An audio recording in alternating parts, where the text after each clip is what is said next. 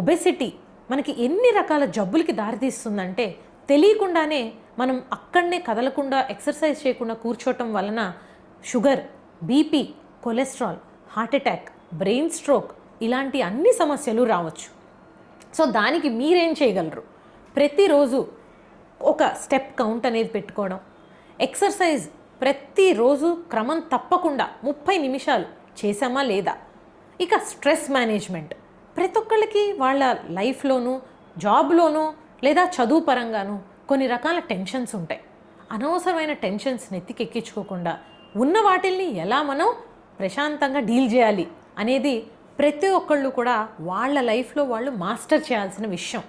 దానికి కావాల్సిన ట్రైనింగ్ మనం ఒక్కొక్కసారి మెడిటేషన్ ద్వారా, యోగా ద్వారా, కొంతమంది గురువుల్ని పట్టుకొని కూడా నేర్చుకోవచ్చు.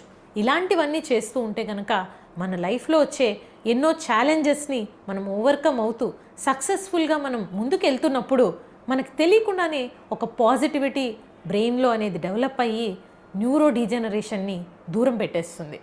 యాక్టివ్గా ఉంటూ కొత్త కొత్త హాబీస్ అండ్ మన లైఫ్ స్టైల్లో ఇంకా బెటర్మెంట్ చేసుకోవాలి ప్రతిరోజు అనే ఒక ఉత్సాహంతో కనుక మనం ఈ పనులన్నీ చేసామనుకోండి, ఖచ్చితంగా డిమెన్షియా, పార్కిన్సన్స్ లాంటి న్యూరో డీజనరేటివ్ డిసీజెస్ చాలా ఏజ్డ్ వాళ్ళల్లో వచ్చేవి ఇప్పుడు త్వరగా వస్తున్నాయి కనుక మనల్ని మనం వాటి బారిన పడకుండా కాపాడుకోగలుగుతాం.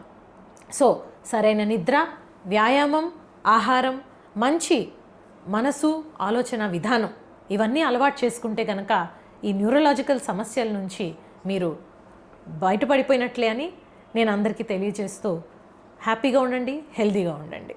Thank you.